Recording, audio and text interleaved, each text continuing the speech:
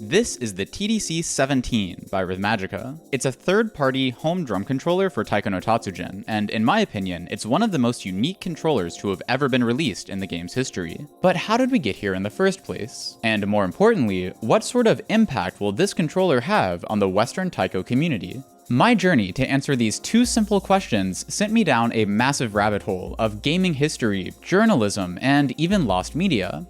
What I discovered is that there's actually so much more to the story of Taiko than meets the eye.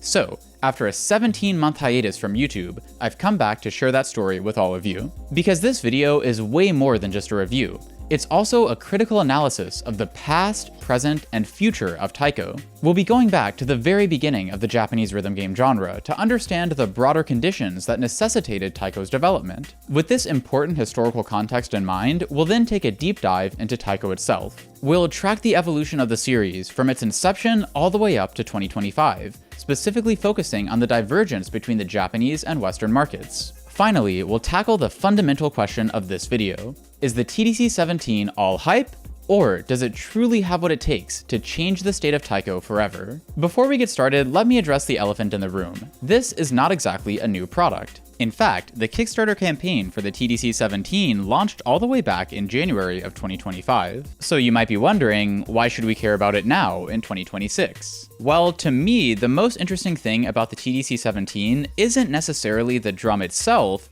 but rather how its release encapsulates the current state of Taiko in the West. Now, we obviously have a lot of ground to cover here, so I've tried my best to divide the video into smaller, more digestible segments. Feel free to watch at your own pace, but I do have one request.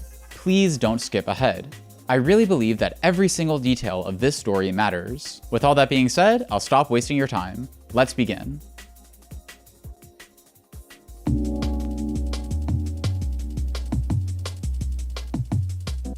In the years leading up to Taiko's release, the Japanese gaming landscape was evolving at a rapid pace. While the 80s had seen a steady decline in the popularity of arcades, thanks in part to the inception of home consoles like the Famicom, the early 90s saw an almost miraculous revival of the Japanese arcade scene and culture. This was largely due to the historic rise of the fighting game genre that accompanied an iconic 3-year run of arcade releases, with Street Fighter II in 1991, Mortal Kombat in 1992, and Virtua Fighter in 1993. These releases firmly established arcades as a central hub where local competitive gaming communities could thrive. But as the years went by, it was becoming apparent that arcades would have to do a lot more heavy lifting if they really wanted to compete with all the developments in the home console market.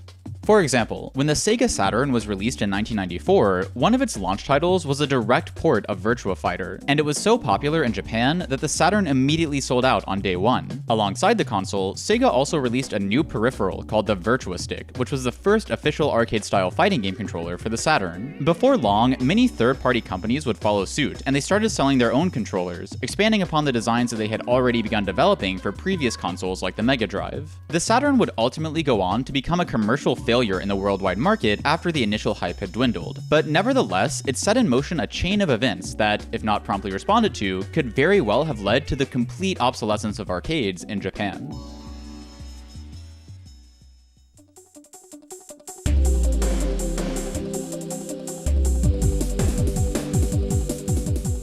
Only 2 weeks after the release of the Saturn, the original Sony PlayStation hit the shelves, which initiated a year-long battle to see which console would reign supreme. For fighting game fans, one of the things that the PlayStation had going for it was the Tekken series, which was originally developed by Namco as an arcade exclusive, but was quickly ported to the PS1 in March of 1995. The following year, in 1996, 2 important things would happen. First, in July, Sega would completely redesign its Virtua Stick, opting for a more arcade-accurate layout and build quality. Then, in December, Namco would release their own fighting game controller for the PS1, which they simply called the Namco Arcade Stick. It was compatible not only with Tekken, but also with Soul Edge, a relatively newer series developed by Namco that was ported to PS1 on December 20th, the same day that the arcade stick was released. There were even these limited edition bundles that included both the controller and a copy of the game disc. Fighting game historians often credit these controllers as being the true pioneers of at-home play for the competitive scene. They were able to faithfully reproduce both the look and feel of the arcade controls in a way that simply hadn't been done before. But at the same time, these controllers controllers posed a serious threat to local arcade owners, and by extension, the arcade game industry as a whole. I mean, think about it. If you were a casual player, you probably weren't spending a ton of time at the arcade to begin with. Maybe you'd pop in every now and then on a Friday night with your coworkers before taking the train back home. And for the really dedicated or even competitive players, rather than dumping your hard-earned money into the arcade cabinet, you could now invest in a setup that would instead let you develop your skills from the convenience of your own home.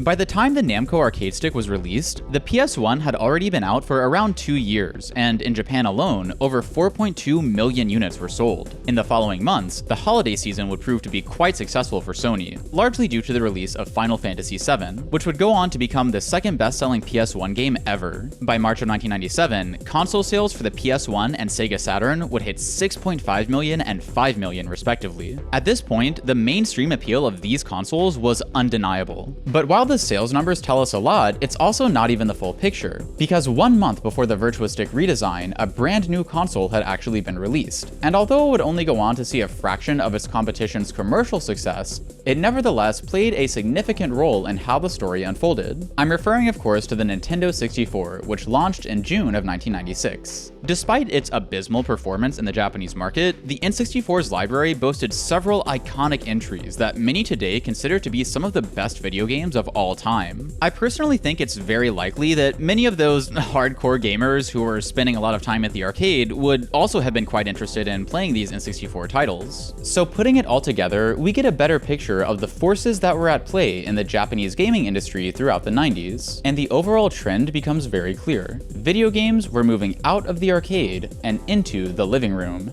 I know that this conclusion might seem obvious, but I really believe that it's important to highlight the historical context here, because the more you learn about it, the more you realize just how likely it was that Japanese arcades could very well have ceased to exist entirely. The late 90s were a pivotal moment for the industry, and if arcades really wanted to guarantee their survival into the new millennium, they would need to do something truly innovative.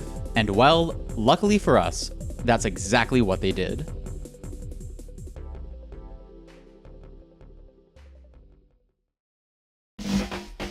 I can't do it, so do it with me. You are the DJ, hit the key. Do it squat, bend the plane, feel the beat, let's do it again.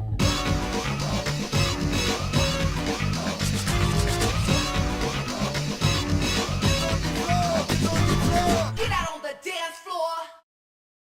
When Beatmania was released by Konami in December of 1997, it served as the catalyst that would reignite the Japanese arcade scene. Beatmania had you play the role of a live producer, making beats in real time. On the cab itself, the controls featured a set of 5 keys, intended to mimic the small keyboard of a MIDI controller, as well as a large spinning dial that can be found on DJ controllers. You would select one of 13 different song charts and play it by timing your inputs to match the vertically scrolling notes displayed on the screen. The aesthetic of the game, at least in its earliest iteration, was heavily inspired by Western hip-hop culture. Remember, this was the 90s. The influence of hip-hop was rapidly expanding across the globe, and Japan was no exception. Ironically, despite the massive success of the game in Japan, where thousands of cabinets were up and running within the first few years, Beatmania would never quite hit the mainstream in the United States itself. According to an archive of Konami's website, roughly 2 years after the game's debut, there were only 16 officially registered cabinets in the US, with half of them being located in California and the remainder being scattered across 5 different states. Beatmania was undoubtedly a cornerstone of the rhythm game genre, and its impact on gaming history cannot be overstated. It effectively ushered in a renaissance period for Japanese arcades. But just as that renaissance began, so too began an unfortunate trend in which the most impactful Japanese rhythm games would often be relegated to niche communities in the Western world. By today's standards, Beatmania might be seen as somewhat primitive, but in 1997, it was considered truly revolutionary, and for good reason. Although rhythm games did exist in the years prior, they had nowhere near the same level of both polish and replayability as Beatmania did. Sadly, most of the earlier history of the genre isn't very well documented. On YouTube, you'll find many videos referencing this Wikipedia article, which credits the 1996 PS1 title Parappa the Rapper as being the quote, first true rhythm game. Much like Beatmania, Parappa was an integral component of the early rhythm game canon. It played an important role in introducing the basic concept of a rhythm game to PS1 owners around the world, and as a result, many people today look back on the franchise with a huge sense of nostalgia. That being said, when I first read this statement statement, I was honestly kind of skeptical.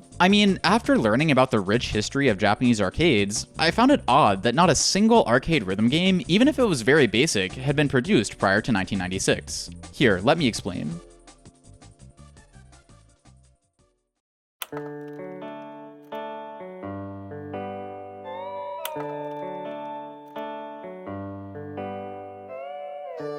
Video game cabinets first became widespread in Japan all the way back in 1974 with the release of Speed Race, a vertically scrolling racing game produced by Taito. Taito was one of the key players in the earliest days of the industry, alongside Sega, Namco, and a little company called Casco. Now, if you're like me, you probably haven't heard of that last one, and that's because Casco never actually developed video games themselves. Instead, they were responsible for designing and manufacturing what are known as electromechanical games. Rather than using a computer to read inputs and render digital images to a display, these games instead had the player interact with physical, moving objects inside the cabinet. The various components of the game would be controlled by a complex electrical circuit, and as such, it required a lot of clever and precise engineering to make these things work. That's where Casco enters the picture. During the 60s and 70s, they would produce electromechanical game cabinets and sell them directly to arcade owners in Japan, often advertising via word of mouth. The company quickly became famous within the industry for pushing the boundaries of the medium. Many of their cabinets can be considered early predecessors to some of the video game genres that we know and love today. Perhaps the most notable example of this was a cabinet called Indy 500, which was released by Casco in 1968. It would go on to directly inspire Speed Race, and hence, it arguably laid the foundation for arcade-style racing games. But as the industry shifted to video games around the mid-70s, Casco made the risky decision to instead continue focusing exclusively on what they knew best, that being electromechanical games. Sadly, this didn't pay off, and following a series of failed attempts to maintain relevancy, the company eventually shut down in 1994. It really is a shame that Casco's legacy ended so abruptly, and it leaves me wondering what sort of impact they might have had on gaming if they were still around today. Now, at this point, you're probably wondering, what the hell does any of this have to do with rhythm games? Well, believe it or not, Casco may have actually played an important role in the very creation of the genre. Most of what we know about the company's history comes from archives of old newspaper articles and blog interviews. One such interview was conducted by a blogger named Dinto Teramachi in 2002. As the story goes, one day, Dinto discovered that his neighbor Kenji was actually an employee of Casco during its heyday in the late 60s. Both Kenji and his wife Mitsuko had worked in the manufacturing division, and the three of them sat down to discuss what it was like being part of such a prolific but mysterious company. Years later, in 2016, the interview would be fully translated by shmuplations.com, a Tokyo-based archive run by a professional translator with a particular focus on Japanese media documenting the development of retro games. Thanks to this translation, we now know that one of Casco's cabinets was apparently a rhythm game. Unfortunately, Kenji doesn't share the name of the cabinet, nor does he go into a ton of detail about what the gameplay was like. He does say a few words about the premise of the game, which was, honestly less than savory, but that's beside the point. This is a very early piece of rhythm game history, and we also know very little about it. Kenji even seems to suggest that the cabinet wasn't widely advertised, and unlike the more popular games from Casco, you won't find any scans of flyers or instruction manuals online. So why should we care about an obscure arcade game from this company that no longer exists? Well, I think the key takeaway from this interview is that the evolution of rhythm games prior to Beatmania is likely a lot more complicated than people realize. Remember, even though Casco didn't make the jump to video games themselves, their work was highly influential to the companies that did. By the early 70s, the industry was apparently well aware of how to incorporate rhythm mechanics into these electromechanical games. So why then did it take over 20 years before those same mechanics would be added to a video game? No, really, like, why?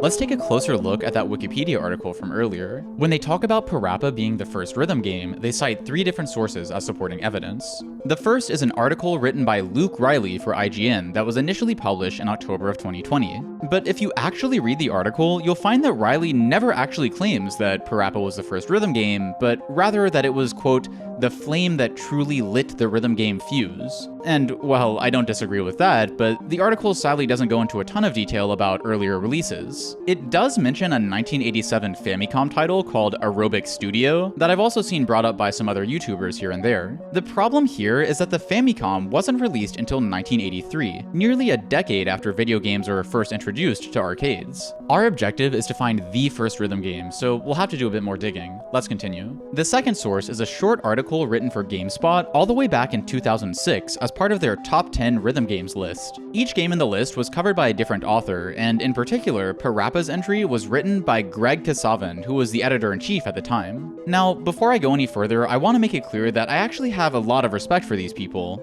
Gaming journalism today is littered with problems, ranging from poor writing to sheer incompetence to outright plagiarism in some cases. But the further back you look, the more likely you are to find decent journalists who care about what they're doing, and that's especially true for someone like Greg. His reviews were praised for their level of depth and their ability to get people excited about games that he felt were worth experiencing. Nowadays, Greg is a creative director for the studio behind Hades and its sequel, Hades 2. This man has had a long career in gaming, and every step of the way, his passion has clearly shown through his work. So with all that in mind, let's see what Greg had to say about Parappa the Rapper. It's the rarest kind of game that busts out onto the scene with its own bold idea executed to near perfection, and Parappa the Rapper is a distinctive example of this. After all, before Parappa, rhythm games simply didn't exist. Okay, so we're back to square one, but thankfully, there is still one last thing we can check.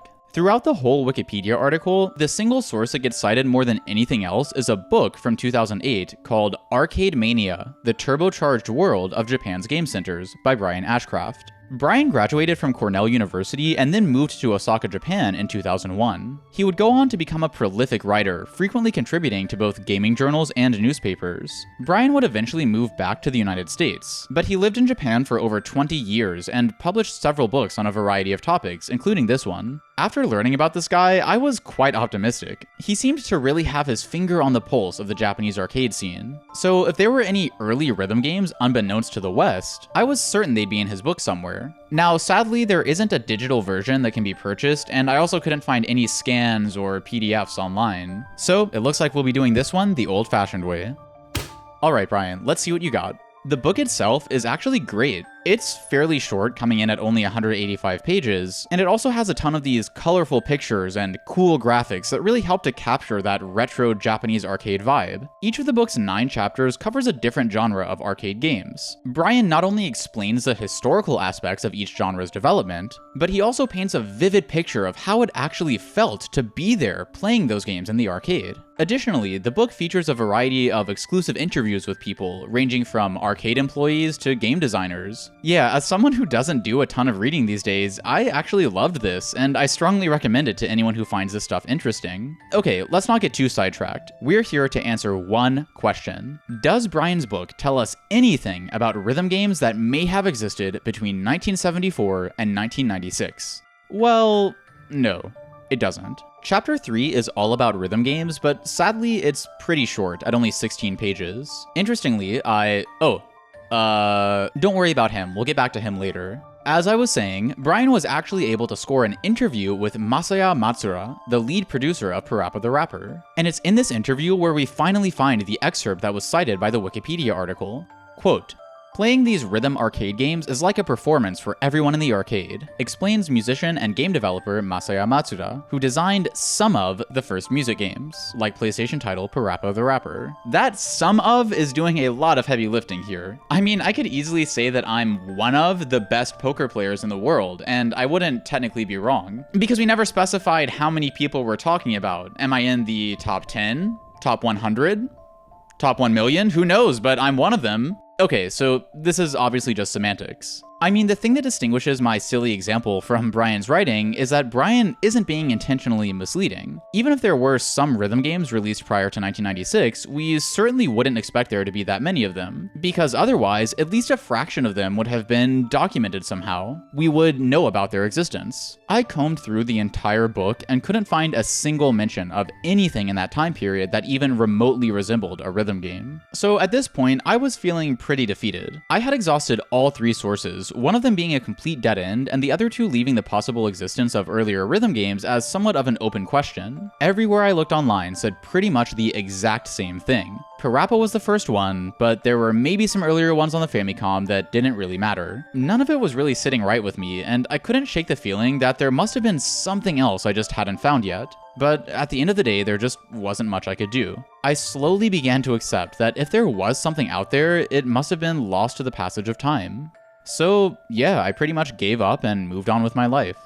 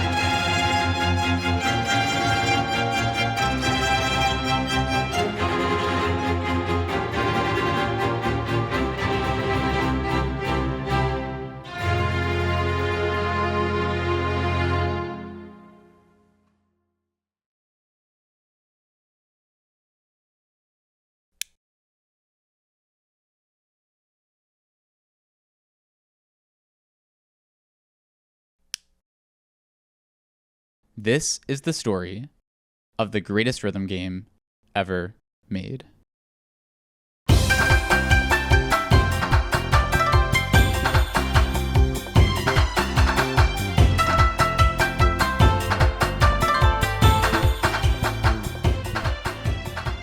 The year is 2001. Thanks to Beatmania, rhythm games have taken Japan by storm, and Konami is now pumping them out left and right. They open a new division within the company called Bemani, and it's exclusively dedicated to producing games loosely in the same vein as Beatmania. There's now an entire series of these games, and many of them are extremely successful. Perhaps the most notable is 1998's Dance Dance Revolution, which effectively kickstarted a new subgenre focused entirely on dancing. DDR would later go on to see much wider success in the Western world than its predecessor, thanks in part to its lineup of home versions on the PS2. If you were a kid in the late 2000s like me, then I'm sure you remember the phenomenon that was the plastic dance mat. I mean, we might have had no idea how to use these things, but we all had them, and you can guarantee they were getting whipped out at every birthday party or sleepover. Anyway, given the chokehold that Konami had on rhythm games, when the rumor spread that Namco would be releasing one of their own, many people were skeptical. If you've been paying attention, then you'll recall that during the mid to late 90s, Namco was mostly known for their work on the Tekken series, as well as the development of the arcade stick peripheral for the PS1. Although Namco's contributions to both arcade and console gaming had widely been well received, the company itself was not doing well financially. See, one thing I haven't really touched on thus far is that while all of this was happening, Japan was also experiencing a major recession. In fact, the 1990s would come to be known as Japan's lost decade. The phrase was coined by Japanese economist Fumio Hayashi and American economist Edward Prescott in a seminal paper from 2001. Since then, there's apparently been some debate over whether the recession ended in the early 2000s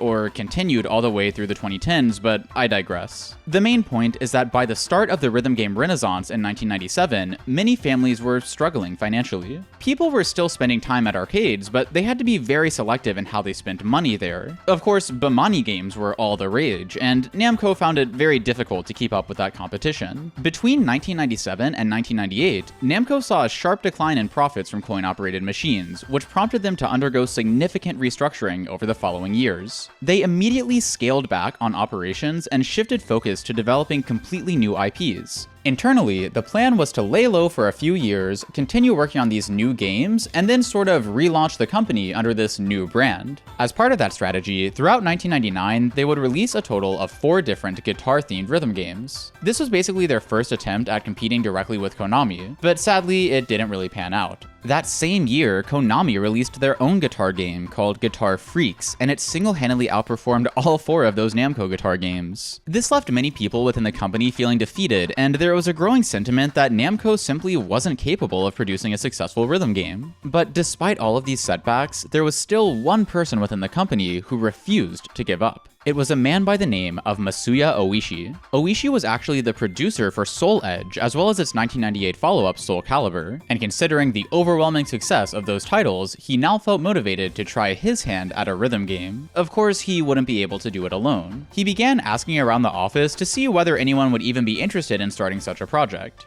Given that all of Namco's prior rhythm games had been commercial failures, most people politely declined. Nevertheless, Oishi managed to convince a few people here and there to join him, and before long, he had put together a cohort of like-minded developers. Among them were programmer Tatsuhiko Mochizuki and game designer Ken Nakadate. At the time, the two of them were both relatively new employees at Namco and had only made minor contributions to a handful of, frankly, pretty forgettable projects. But little did they know, they were about to play significant roles in creating one of the most influential rhythm games of all time. After the team was finalized, they immediately began brainstorming possible concepts for the new game. Thanks to a never-before-seen interview originally published by Dime magazine in June 2003, we're now able to gain some insight as to what happened during these early stages of the game's development. Here's how the story goes. At some point during those initial brainstorming sessions, Tatsuhiko Mochizuki had the idea, hey, what if we made a game about taiko drumming? At first, the team thought he was joking. Taiko drums are traditional Japanese instruments that are prominently featured in a variety of cultural festivals and ceremonies. Meanwhile, games like Beatmania were very much a product of the 90s, so the thought of someone beating a big taiko drum in the middle of an arcade, it just felt out of place. However, Nakadate quickly realized that this trait could actually serve to their benefit, as the cabinet would easily stand out from all the other rhythm games. And with that realization, the development of a taiko-themed arcade game had officially begun. During that period, the design of the game underwent several drastic changes, as the team was still figuring out how to best replicate the taiko experience in an arcade setting. setting. At one point, the cabinet was intended to have a single large drum that sat directly on the ground, and players would strike down at the drum face, similar to traditional taiko drumming. The downward motion of the left and right hands would be timed according to two separate note lanes. Notes would scroll down each side of the screen and then turn towards the drum icon in the center, where they would ultimately be hit.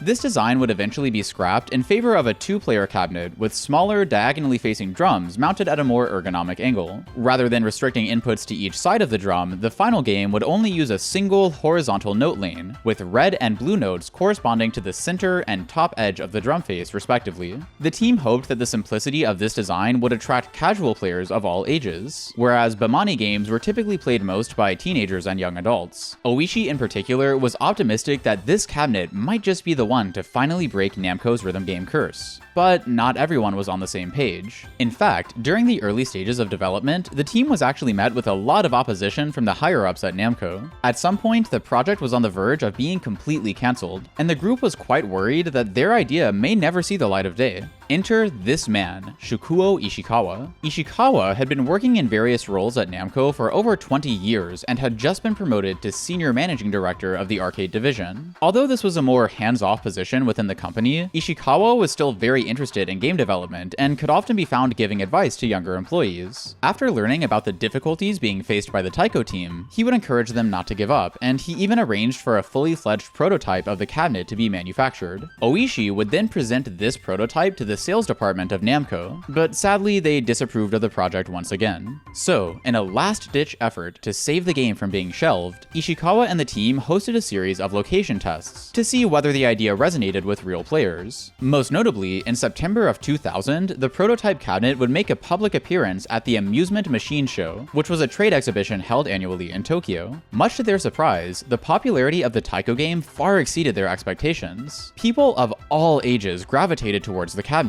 For the first time ever, the team had hard proof that their plan could actually work. So they went back to the sales department of Namco and reported their new findings. After some hesitation, the company finally approved the project, and in February of 2001, Taiko no Tatsujin was born.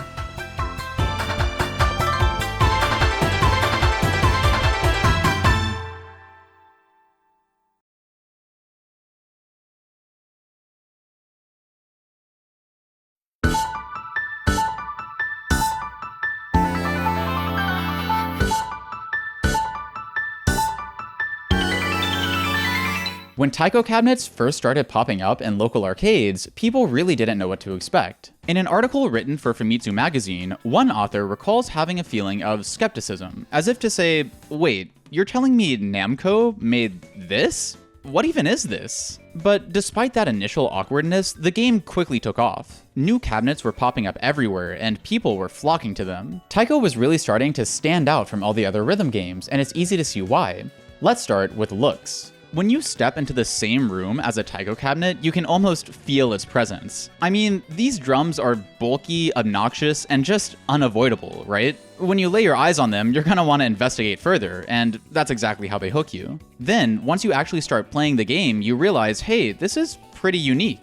For the most part, Bemani games had all these cool, flashy visuals with hip-hop and techno music blasting over the speakers. And then over here, you've just got this cute little guy and his friends. Sonically speaking, Taiko also placed more of an emphasis on traditional styles of Japanese music. This was a natural way to help the game establish its aesthetic. After all, taiko drums are a real instrument in Japanese culture with a ton of historical significance, and Taiko no Tatsujin literally translates to taiko master. But the one thing that kept people coming back to taiko time and time again was of course its gameplay. Now, I could honestly speak for hours about all the little details that make the gameplay of taiko so brilliant from a design perspective. Everything about it is so simple yet so perfectly executed. The bouncy feel of the wooden stick hitting the drum makes playing a song so much more engaging and tactile. The red don note and the blue con note contrast each other naturally, so when you see the blue note, you're instinctively reminded, oh yeah, I need to move my hand up to make sure I'm hitting that top edge. Other rhythm games have all these different note types you have to keep track of, but in taiko there are only two. This sort of bare-bones approach is also what makes progression in taiko really interesting. Difficulty emerges not from the underlying complexity of the game itself, but rather by introducing new patterns of notes that are harder to read and execute. The longer you play, the more you start to recognize some of those patterns and commit them to muscle memory. But the real genius of Taiko is that the game knows you're doing this, and it expects you to be relying on that memory. So just when you think you've mastered a set of patterns, it will throw you for a loop, either by making you play a pattern way faster, changing the note subdivision of the pattern, or combining multiple patterns together to form a longer string of notes. Improving at Taiko isn't just a matter of learning new songs and memorizing how to play them. Instead, it requires that you actually develop those pattern recognition skills and understand how to apply them in different scenarios. When you encounter something you haven't seen before, but you're still able to play it on the fly, it feels really satisfying, because you're both watching and hearing yourself get better at the game in real time. Now, none of these things I mentioned are unique to Taiko by themselves. There are other drumming games, other games with minimal note complexity, and plenty of other games that rely on pattern recognition. But what is unique is the way that Taiko chooses to combine all of these ideas into a single cohesive experience. So, Taiko was a huge success, and it single-handedly saved Namco from going out of business, right?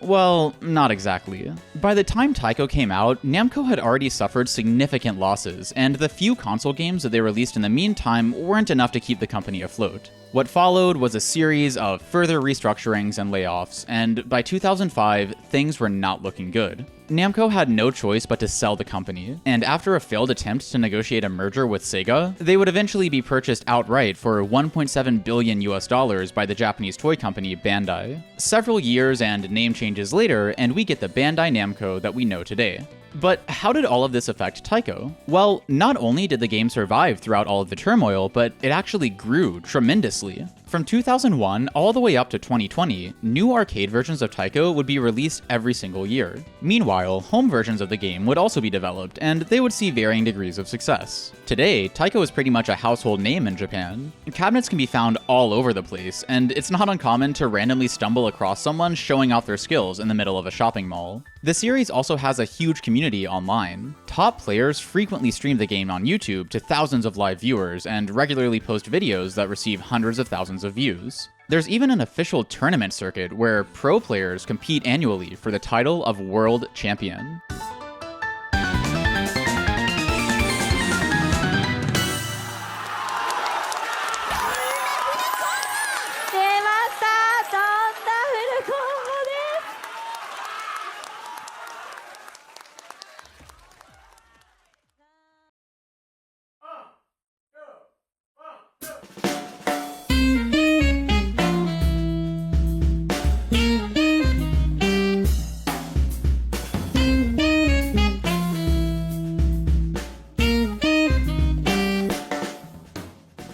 Okay, so Taiko was doing great in Japan, but whatever happened to the United States? Well, let's go back to 1998, the year that Namco's financial difficulties first started appearing. As part of the company's restructuring plan, one of the things they did was significantly scale back arcade operations in the US. Back then, the branch that was in charge of those operations was called Namco Cybertainment. Now, as I'm sure you're well aware, the arcade culture of the US evolved very differently than that of Japan. The Western market tended to gravitate much more towards console gaming, and as a result, PlayStation ports for games like Tekken 2 and Soul Edge would drive way more sales than their arcade counterparts. This discrepancy was so severe that Namco Cybertainment had to file for bankruptcy, and they began shutting down facilities all across the country. Now, fast forward to 2002. Taiko no Tatsujin had just been released in Japan, and it was a massive hit. The company now wants to try launching the game in the United States, but considering the shortcomings of Namco Cybertainment, they're extremely hesitant. They decide to test the waters by silently arranging for a small number of English Taiko cabinets to be manufactured and shipped overseas. We don't know for sure how many were made or how they were distributed, but one of the cabinets would eventually end up in the hands of a private collector by the name of Mark. When Mark acquired the cabinet, he was told that Namco only ever shipped 3 or 4 of them in total, making them undoubtedly some of the rarest pieces of Taiko memorabilia to have ever existed. Now, I actually tried really hard to get in touch with this Mark person so I could ask him more about the cabinet, but sadly, he seems to have no online presence or public contact information whatsoever. I followed several leads and sent out a bunch of emails, but I never heard back. If I had to make an educated guess, the cabinet that was sold to him was probably being tested at a CyberStation arcade somewhere in California. Regardless, we know for sure that these cabinets existed, and we also know that they did not perform well. By this point, the US arcade industry was already on the decline, and Taiko simply didn't have enough mainstream appeal to draw players back in. By the end of 2002, the situation was becoming dire. A rumor even started to spread that the president of Namco America had stepped away from the company entirely. But back in Japan, Namco HQ remains optimistic, and they decide to return to the drawing board. They start brainstorming ideas for a home version of Taiko, something that stood a better chance in the Western market while still remaining faithful to the core identity of the series. If they could manage to pull this off, then not only would they have a chance at redeeming themselves from the failures of Namco Cybertainment, but they would also be able to capitalize on the sudden growth of Taiko in Japan by releasing this new console version there as well. On the software side of things, the task would be pretty straightforward. Since there weren't any fancy graphics or complicated mechanics to worry about, versions of Taiko similar to the arcade releases could easily be implemented on the PlayStation 2. The biggest obstacle would be figuring out how to convert the large elastic drum face of the arcade cabinet down to a smaller home controller that was both more compact and more affordable to the average consumer. Back when the original Taiko cabinet was being made, Masuya Oishi had entrusted a developer and engineer named Tsutomu Kiyono with the mechanical design of the drum hardware. In a 2001 interview with the original development team, published by Arcadia magazine, Kiyono would say a few words about the difficulties he encountered when trying to make the Taiko concept a reality. Quote, "Figuring out every little detail of the cabinet was tough, but the biggest struggle would have to be the Taiko drum itself. The mounting location and the issue of how much force it could withstand, it was extremely difficult to design right up until the very end." But despite these challenges, Kiyono and his team pulled through, giving us one of the most iconic pieces of rhythm game hardware ever made. So when the time came to develop this new home controller, he rose to the occasion once again. In August of 2002, they filed a patent for the drum in Japan, and 2 months later, the first ever console version of Taiko would be released. I'm not gonna lie, it took me a minute before I could pronounce the title, but here it goes. Taiko no Tatsujin, Tatakon da Dodan Gadan. Bit of a tongue twister, but not too bad, right? So the first word in the subtitle, Tatakon, is just the nickname that Namco would give the new drum, and it's literally just an abbreviation for a Taiko no Tatsujin controller. The Tatakon could be bought separately or as part of a bundle that included the game disc. Given that multiple arcade versions of Taiko had already been released up to this point, people were very interested in seeing how the experience translated to the PS2. The game was widely well received, and now that the Tatakon was out there in the world, Namco was easily able to start pumping out additional titles with new songs and minigames. Meanwhile, in August of 2003, Kiyono would file a US patent for the Tatakon in preparation for the eventual release of the Western localization. After a total of 6 Japan-exclusive Taiko games, it was finally our turn, and in October of 2004, we got this. Taiko Drum Master for the PS2, the first ever Taiko game officially released in the United States. It was sold as a bundle containing a copy of the game disc, the Tatakon itself, and a pair of plastic drumsticks. So now that the series was finally available stateside, how would it be perceived? Well, here's where things start to get a bit messy. The game did initially receive positive reviews from critics, but as we all know by now, that doesn't translate to commercial success. I'm sure some people did pick this thing up and get some enjoyment out of it. I mean, there are 31 songs to play through, and although it has definitely aged quite a bit, at its core, it still feels like a Taiko game, and it's fun overall. But at the end of the day, Taiko Drum Master was probably viewed by many as a novelty, in a similar vein to something like, say, Donkey Konga, which had been released only a month prior for the GameCube. Incidentally, not only was that game also developed by Namco, but it was specifically made by the Taiko team in collaboration with Nintendo. But for any rhythm game series to have longevity, it needs that X factor. You know, something that keeps people coming back time and time again. And by itself, Taiko Drum Master just doesn't offer that. As impressive as the Tatakon was for 2004, let's be honest, this thing just isn't capable of giving you that same adrenaline rush you feel when you're playing on a bona fide cabinet.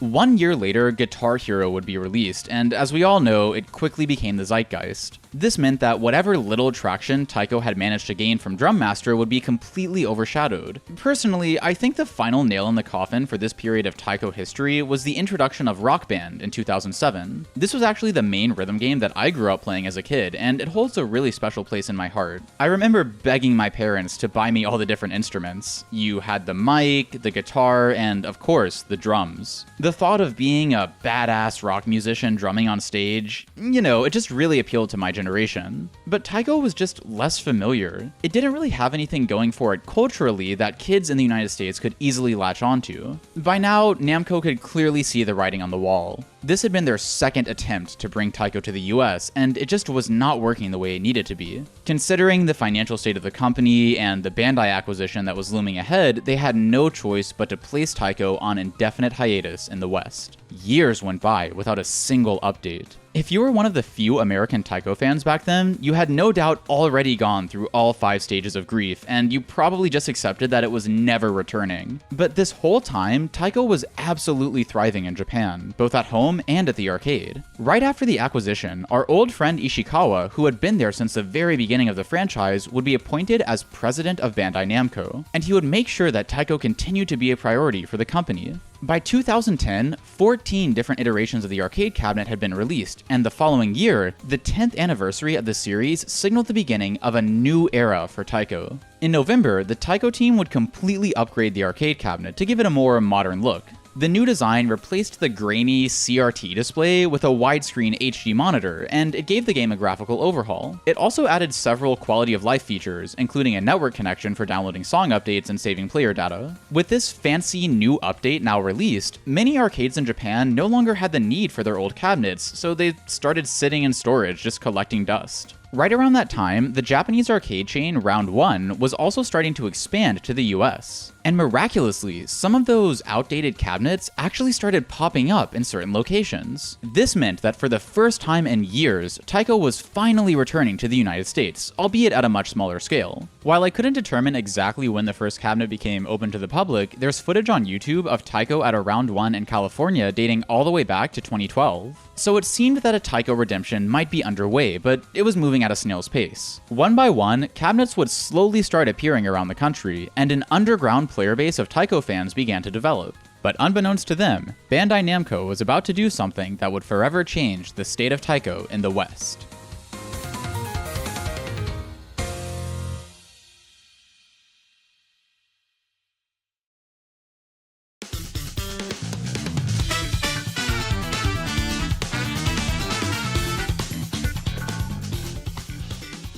In January of 2017, before the Switch had even come out, it was confirmed by a Japanese press release that a new version of Taiko was in fact being developed for the console. Considering that the Switch isn't region-locked, this meant that a modern Taiko game would soon be playable on an unmodded system. However, fans were still left to speculate as to whether the game would receive an official localization. The next big update would come in June, when a brand new Taiko game would be revealed by the development team on Twitter. But confusingly, this game had nothing to do with the previously teased Switch version. Instead, it was a completely separate title exclusive to the PS4 called Session to Dodan Gedan. A playable demo along with a newly designed Tatakon would be featured at Tokyo Game Show in September, and a month later, the full game would be released in Japan. Over in the West, Taiko fans were still waiting for a localization, but in the meantime, they could actually play this new PS4 title by creating a Japanese PlayStation account and downloading it from the store. The really dedicated players even paid to have the new Tatakon imported so they could get the full experience. Without the Tatakon, you instead had to play the game using the buttons on the DualShock controller. Now, to be fair, you can get surprisingly good at the game using handheld button controls, but the drum is such an integral part of Taiko, and the game really feels incomplete without it. So the fans who weren't able to afford an imported Tatakon were stuck waiting once again. It wouldn't be until July of 2018 that Bandai Namco would finally announce 2 separate games releasing simultaneously in North America: Drum Session for the PS4 and Drum and Fun for the Switch. While I'm not complaining that we got both of these titles, looking back, I do think the rollout was kind of strange. I mean, the PS4 Tatakon never did end up getting sold here officially, and even though both games launched on the same day, November 2nd, Drum Session seems to have faded into obscurity for all but the most devoted players today. In contrast, Drum and Fun was viewed as a massive comeback for the series. It was released alongside the licensed Hori Tatakon for the Switch that can now be bought directly on Amazon. This was the first time that a Tatakon could be purchased stateside in over 14 years, so it really was a big deal. As you'd expect, the Switch game itself was also a major improvement over the old PS2 version. The graphics were much smoother, and there was now a more fleshed out lineup of songs to choose from. The charts featured a much wider range of difficulty, which actually incentivized players to keep practicing and hitting new goals. Drum and Fun laid the foundation for Taiko's return to Western consoles, and this time it was staying for good. They would go on to put out a few minor entries in the series, including Rhythmic Adventure Pack for the Switch in December 2020, and The Drum Master for Xbox and Windows in January 2022. But none of them would be nearly as impactful as Taiko no Tatsujin Rhythm Festival, which was released for the Switch in September 2022. Compared to Drum and Fun, this version was a major improvement on all fronts. The game now featured a new mode that let you practice individual sections of charts to help you learn them more quickly. It also included a massive song list, available via a subscription service called the Taiko Music Pass, which still gets updated regularly to this day. Now, there have been plenty of critiques of the Music Pass, as it essentially turned Rhythm Festival into more of a live service game, but I'll save that discussion for another time. This was actually the first new Taiko release that I got to experience myself, and I still remember just how exciting it was when this thing finally came out. I had even pre-ordered the game so I could get these cute little pins, and I'd say it was worth it. I mean, come on, look at these guys. Rhythm Festival in particular helped to grow the community substantially in the West as the game began to have a larger presence online. People were finally becoming more aware of Taiko's existence, even if they didn't regularly play it themselves. In November of 2024, Rhythm Festival would be ported to Xbox, PS5, and Steam. This was yet another major upgrade for the series, as these versions supported higher refresh rates, which is extremely useful for songs with a faster tempo, or really any chart that incorporates higher scroll speeds.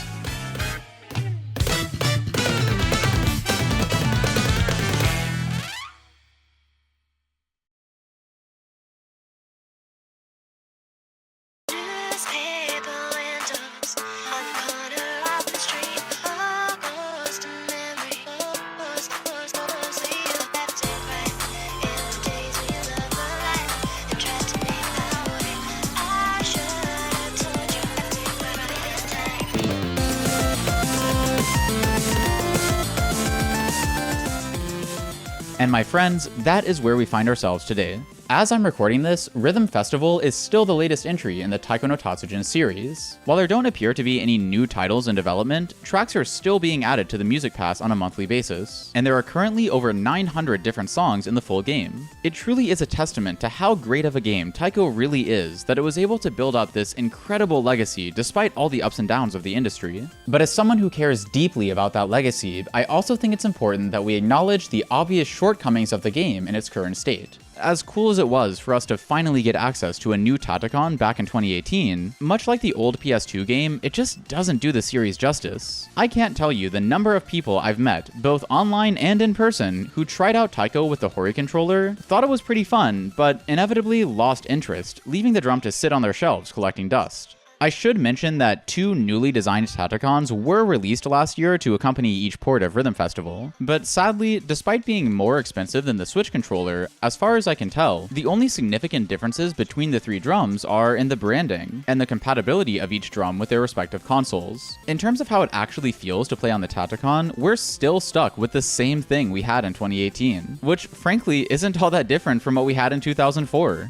Now, to give Bandai Namco a little credit, they have recently started running the latest arcade version of Taiko, called Nijiro, at select Round 1 arcades over here in the States. Back in February of 2023, exactly 5 months after the Switch release of Rhythm Festival, they decided to host limited tests of this new cabinet at various pop-ups around the country. The first of these tests would take place at a Round 1, located in Aurora, Illinois, just outside of Chicago. They would go on to run 4 additional location tests throughout the year, including one at a nearby Dave & Buster's, one at Anime Expo in Los Angeles, and believe it or not, 2 separate tests at Mitsuwa Marketplace, which, for those who don't know, is a Japanese grocery store chain. Anyway, unlike those original test runs of the English cabinets all the way back in 2002, by 2023, way more people knew about Taiko, and they were really excited to try out the latest arcade version. It was a massive success, and in July of 2024, following the conclusion of the World Championship in Tokyo, Bandai Namco finally made the official announcement that for the first time in the game's history, brand new Taiko cabinets would be distributed directly to the US. In November, following a brief appearance of Nichiro at a trade expo in Orlando, Florida, the very first permanent cabinet installation was spotted at Fairfield Commons Mall in the state of Ohio. This was a huge milestone for the Western Taiko community, but sadly, the celebration would be short-lived. To put it simply, the US rollout of Nichiro did not go according to plan. Shortly after the new cabinets were distributed, Taiko players around the country started reporting that the drums at their local arcade weren't working. They claimed to experience a variety of issues: poor sensitivity, dropped inputs, you name it. At first, the community remained optimistic that it might just be an easy fix. But as time passed and the malfunctions persisted, it became clear that this problem actually went much deeper. Now, honestly, I've seen a lot of conflicting information online about what exactly could have caused all of this, whether it was a manufacturing defect, shipping damage, or what have you. Rather than speculate and add to the confusion, let me share what we do know. While working on this video, I reached out to the owner of Ikigai Arcade in Pittsburgh, who has been in touch with both Bandai and their American distributor throughout this entire situation. According to them, there's good news and bad news. The good news is that Bandai Namco is well aware of the issue and will be redesigning the machines to ensure that they function properly. The bad news is that we have no idea how long this process will take, and they don't expect to actually receive the new cabinets anytime soon. So for the time being, the American Taiko community has no choice but to continue doing what they've always done: wait patiently.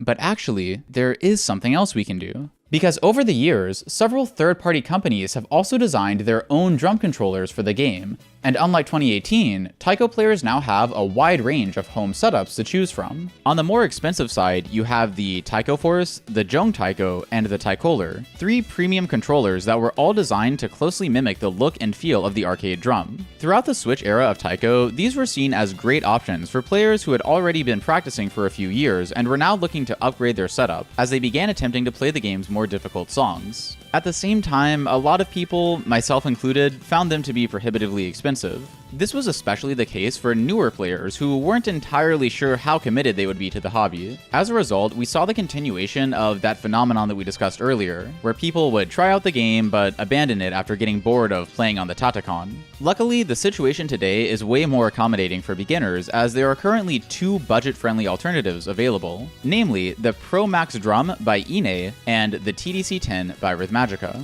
Like the Hori, both drums can be bought directly on Amazon. The Pro Max typically goes for $170, but I was able to get mine for only $135 thanks to a Prime Day sale. With its 13.7-inch diameter, it essentially acts as a middle ground between a Tatakon and a large arcade drum. Meanwhile, the TDC-10 goes for $150 and takes a slightly different approach. Rather than compromising on size, it chooses to embrace the form factor of the Tatakon while replacing the internal structure with a proper arcade drum design. The result is a small drum whose playstyle is mechanically similar to the Hori but feels much more precise. Back in 2024, I posted a full review of the TDC-10 on my channel, where I basically argued that it was the best controller on the market for beginners. Most of the points I made in that video still stand, but in retrospect, I really wish I had done more research about the Pro Max drum. I think that both controllers promote slightly different playstyles, which starts to matter once you encounter intermediate level songs. For those of you familiar with the star rating system in Taiko, this would be around the 8 to 9 star charts at extreme difficulty. Regardless, both drums are phenomenal options, and as a beginner, I really think you can't go wrong with either. Now, some of you might think that $150 is still pretty steep for a controller, and while I totally understand that, I personally view these products less as basic game controllers and more as entry points into a new hobby. As you improve at Taiko and start to take on the game's more difficult challenges, you'll still get quite a lot of mileage out of these things. It's also worth mentioning that nowadays, something like this high-end Xbox controller goes for a similar price, so it's not that out of the ordinary.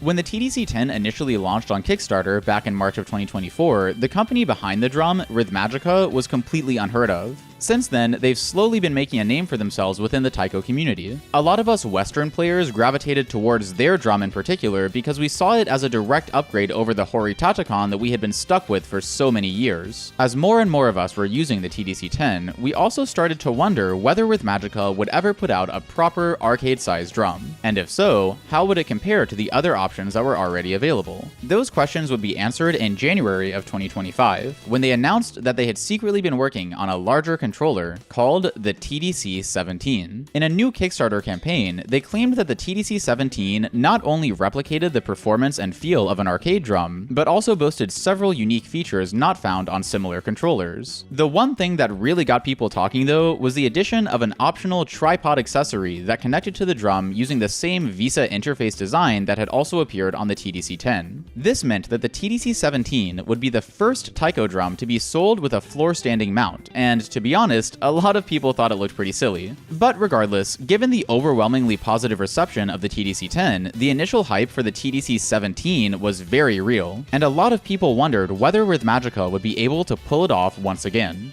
And yeah, they did.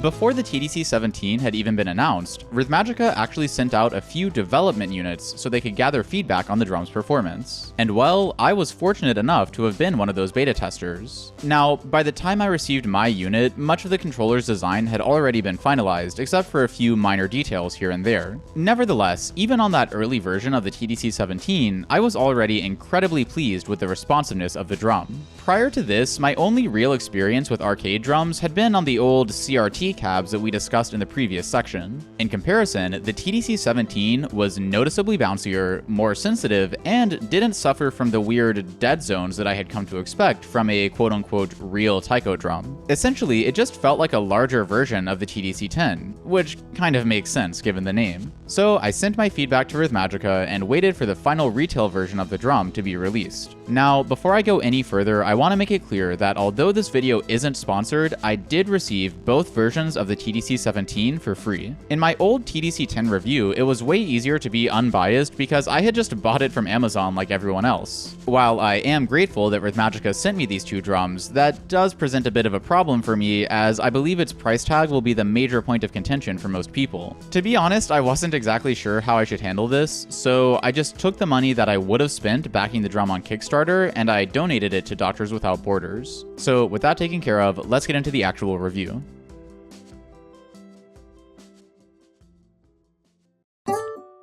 The first order of business is to assemble the desk stand using the provided wrenches. Unlike the loose plastic stand on the TDC-10, the TDC-17 includes a proper metal stand that attaches directly to the aforementioned VISA interface. The manual contains detailed instructions for how to set everything up, so what you'll want to do is take a nice long look at that manual, fold it up, and throw it away because the instructions are kind of confusing. Start by checking whether the vertical leg of the stand happens to be rotated relative to the center line of the drum as shown here. This can sometimes happen as the drum is getting packed up and shipped, and you really want to check this now because even a small rotation can significantly affect the alignment of the drum after the stand has been fully assembled. If you do notice rotation, thankfully it's an easy fix. First, unscrew the VISA mount from the back of the drum using the smaller of the two Allen wrenches. Then, using a towel, grab the mounting plate itself and rotate it to correct the offset. You'll have to apply a little bit of pressure to get it to move, but it's not too bad. Once you have it straightened out, screw it back onto the drum and you can proceed with the next step.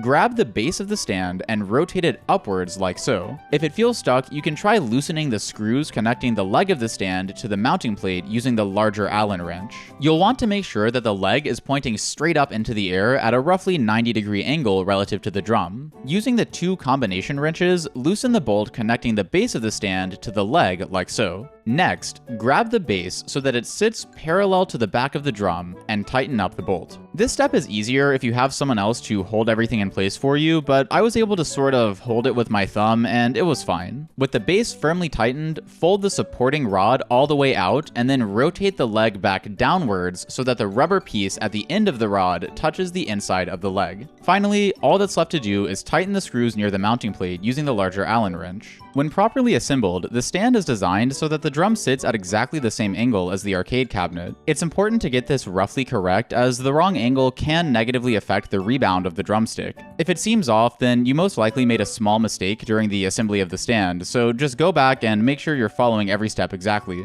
The TDC-17 has a handful of aesthetic differences compared to the other arcade drums that we've come to know of. The most obvious is that just like the TDC-10, the back of the controller is this bright orange color. I suppose Rythmagica has chosen this as their sort of signature shade. It's a bit of a strange decision if you ask me, but at the same time, I kind of see what they're going for. I think it's twofold. On one hand, it gives the drum this really obnoxious look, in a good way. To me at least, it harkens back to Taiko's early design philosophy, as it's impossible to miss. On the other hand, the light orange back also gives the TDC-17 a distinct appearance compared to the other three drums. The Taiko Force and the Jong Taiko both have this sort of beige palette to them, as the back is mostly exposed wood. Meanwhile, the Taikoler is the one drum out of the four that, in my opinion, has the most classic design. The back is noticeably darker than the TDC-17, and the color seems more comparable to what you'd find on the body of an actual arcade drum. By the way, on the TDC-17 development unit, the back was actually white and had this really shiny finish. It looked nice, but at the end of the day, the orange probably makes more sense in terms of branding. Speaking of branding, there's also this white sticker on the back above the handle showing the Rythmagica logo. Mine was already peeling off as soon as I opened up the drum, and I guess that's because of the plastic material used for the back plate. I really think they didn't need to bother with this one, as there's already an orange version of the sticker on the rubber face of the drum, and that one seems to adhere much better. This sticker also serves as a visual indicator for hitting the navigation sensors located near the bottom edge.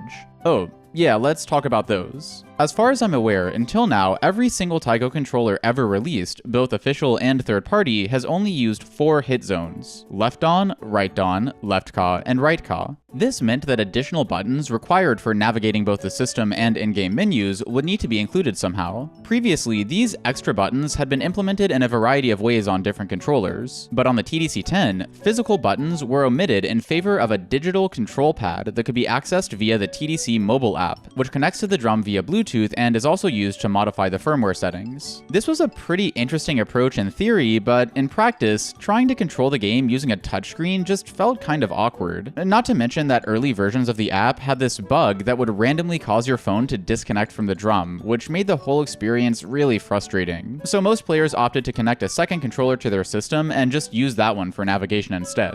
Thankfully, Rythmagica heard everyone's feedback, and the TDC-17 now features additional navigation options, each with their own pros and cons. The first, and definitely the fanciest one, is to use the 3 extra hit sensors that map to left, right, and start. This is especially helpful when playing on the Switch and other consoles. You can now do things like restart a song or back out to the selection screen without having to put down your drumsticks and reach for a controller, which is pretty convenient. There is one major limitation to this, however. When navigating on consoles, the game software actually makes use of the Dan and Ka inputs and internally maps them to specific actions. But if you're playing on PC, the drum instead gets registered as a keyboard, with the 7 hit zones mapping to D, F, J, K, left, right, and escape, as shown here. The problem is that the Steam version of Rhythm Festival normally requires other keys for navigation, like the Enter key for selecting an option from the menu. This pretty much defeats the purpose of those extra sensors, as you'll need to reach for your keyboard to do anything regardless. Personally, I have this little macro keyboard that I got from Amazon, and I programmed it for common actions like restarting a song. The second navigation option is to use an external controller. On the back of the drum, near the center, there are 2 USB Type-A ports. The lower one connects the TDC-17 to your system, while the upper one connects to the controller. If you don't already have a wired controller, you can use the generic SNES controller that's included in the box. This option pretty much works just as you'd expect, with the drum effectively acting as a pass-through for the external inputs. Lastly, if you really want to, you can still use the control pad on the app. The TDC-17 uses the exact same app as the TDC-10, and it will detect which drum you have as soon as it connects over Bluetooth.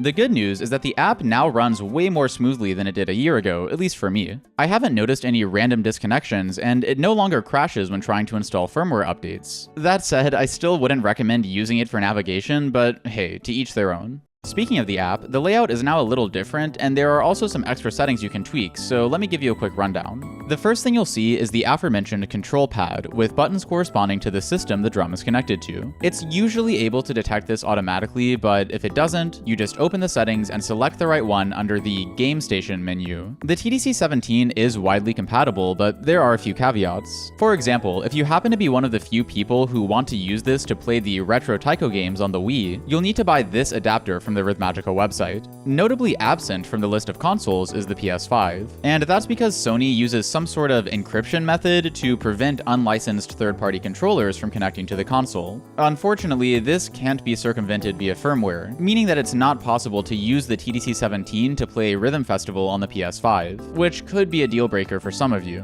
Both the Taiko Force and the Jong Taiko have somehow managed to get around this using an external adapter. If you're dead set on playing the PS5 version, you'll want to explore those options instead. The additional settings are generally the same for each system, so for demonstration purposes, I'll go ahead and select PC. First up is the polling rate, which, in case you don't know, is just the speed at which the controller sends inputs to the system. I suppose you'll want to keep this maxed out, but to be honest, I had it on the lowest setting for a while, and it didn't really make much of a difference. You also have the option to change the key bindings in case you want to play local co-op with multiple drums. Right below that is the sensitivity configuration, which you can tap to open a pop-up window with a bunch of settings. It's important that you understand what each of these things mean, so let's go through them one by one. The note sensitivity is the same thing as the old threshold slider on the TDC-10, and controls how much force is required for a hit to be registered. At 0, the firmware doesn't add any threshold, so even the lightest tap goes through. I suggest you start at a higher value, say 50, and if it doesn't feel comfortable, just work your way down in increments of 5 until you settle on something you like. We can also boost the signal of individual sensors as needed. I suppose this is here just for quality control purposes. In case one of the sensors feels off, you can sort of recalibrate it to match the rest of the drum. This was also a feature on the TDC-10, but in the past year, I've never had the need to use it, which I think is a good sign. Next up, we have this toggle called Big Note. Throughout many taiko charts, you'll occasionally encounter bigger versions of each note. These have been around since the very beginning of taiko, and they exist mainly to sort of spice up the gameplay. If you're at all familiar with musical notation, then you can kind of think of these big notes as like accent marks. Here's how it works. On console versions of the game, when you see a big note, you have a choice to either hit one or both sides of the controller. As long as you don't miss the note, you'll maintain your combo as expected. But if you did go ahead and hit both sides, you would be rewarded with a score multiplier. On arcade cabinets, it's the same idea, but the way the multiplier gets activated is different. Rather than simultaneously hitting both sides, you instead hit one side, but way harder than you normally would. The actual strength of the hit required to activate the multiplier differs from cabinet to cabinet, and can actually be changed inside the firmware. Now, what I will say about big notes is that in my experience, it's generally better to just ignore the multiplier so you can focus more on your timing and maintaining your combo. But I also understand that there are top-level players who care about their score, and hey, they're also just really fun to hit as well. Back when the TDC-10 first came out, big notes hadn't been properly implemented, as it wasn't possible to simultaneously hit both sides. Most people didn't really care about this, myself included, but others were quite upset. Luckily for them, this toggle in the new version of the app actually works quite well on both the TDC-10 and the TDC-17. You're even able to select between both activation types using this toggle called AC mode, which I thought was a pretty cool feature. The last thing I'll mention about the app is that they added this neat little input visualizer that not only shows you which sensor you hit, but also displays the amount of force that was detected. This is especially useful when you're setting up the drum for the first time and want to fine-tune all of these different settings. They even have these cute little icons for the navigation sensors, which I thought was a nice touch. Overall, the app has come a long way, and I'm quite pleased by all the improvements they've made. By the way, if you're not clear about any of these settings, you'll find more detailed guides under the support tab of Rythmagica's website. Okay, but what good is a drum if you have nothing to hit it with? Let's talk about drumsticks, aka bachi, or more precisely, maibachi, the latter being a variant of the original Japanese word first coined by the taiko team themselves. The evolution of maibachi design throughout the game's history is a really interesting topic in itself that I'd love to explore in a future video, but for now, I'll try my best to stick only to what's relevant to the TDC-17. Ever since the PS2 game, Tatakons have always included some variant of these round, sort of pill-shaped plastic bachi that you've seen throughout the video. While they're definitely adequate for playing on Tatakons and also pair quite nicely with the TDC-10, for any of the larger drums, you'll really need to upgrade to proper wooden maibachi. There are two main reasons for this. The first is that the plastic sticks are too short and require exaggerated movements when switching between dan notes and ka notes. This makes them much less ergonomic and might even cause you to develop improper technique over time. The second reason is more subtle but equally important, and it has to do with the way the stick rebounds off the drum as you're hitting it. When using the plastic bachi, there isn't a lot of rebound, and you'll find yourself compensating for this by sort of lifting the bachi off the drum surface in between successive hits. In contrast, when the bachi has proper rebound, you're able to repeatedly strike the drum by pivoting the stick back towards the surface as it's bouncing into the air. Some players have described this motion as pushing into the drum, and I'd say that's pretty accurate. The two factors of a stick that heavily influence its rebound ability are the material and the weight distribution. Different types of wood will have different hardness and flexibility, which ultimately affects the elasticity of the stick as it collides with the drum surface. Meanwhile, sticks can also be carved into different profiles that affect not only the total weight of the bachi, but also how that weight changes as you go from the bottom of the stick to the top. All of these different factors affect how it feels to play with different pairs of bachi in a way that's almost hard to describe, but I hope it's at least clear that having a proper wooden pair is absolutely vital to improving at the game once you make the switch over to an arcade-style drum. If you want to learn more, you can check out this guide written by the Australian player Random Ewok that I'll link in the description. Now, for a long time, it was fairly difficult to obtain a decent pair of bachi over here in the US. During the Switch era, two popular options were this generic pair from Amazon and this pair sold by the creator of the Jong Taiko. The Jong bachi in particular were designed to closely replicate the official pair that's sold directly by Bandai Namco in Japan. To this day, I'm still impressed by how durable these things are, and I think they remain a phenomenal option for beginners, especially considering that they go for only $30 shipped to the US. But as you continue playing the game and begin to tackle more difficult songs, your choice of bachi starts to matter quite a lot, and you'll almost certainly find yourself wanting to upgrade to a more premium pair. Nowadays, there are plenty of sellers over in Japan who offer these more high-end bachi, but do keep in mind that most of them are handcrafted, so they won't be cheap.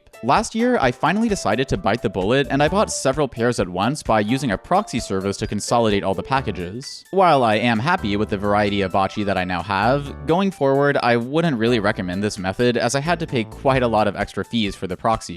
One of my friends here in the States actually sells custom bachi that he makes using the exact same techniques they practice overseas. As far as I'm aware, this is the only way to order bachi like this without having to import them, so it's definitely a great option to consider. Okay, I know that was a lot of info, but the main point is that it really is important to have a good wooden pair of bachi, and thankfully there are now several ways you can go about getting some. So with that being said, how does Rythmagica fit into the picture here? Well, back when they first started selling the TDC-10, each order came with these short little bachi and some orange grip tape. Their idea was basically to take the standard design of the drumstick and shrink it down to match the small Tatakon size of the TDC-10. This was an interesting approach, but in practice they ended up being way too lightweight, and some players even reported their sticks breaking in the middle of a song. In response, Rythmagica adjusted the design to be slightly thicker, but to be honest, I still just prefer to use my plastic Hori bachi. I think they're the perfect fit for this drum, and prior to the release of the TDC-17, I was able to improve quite a lot at the game using this exact setup.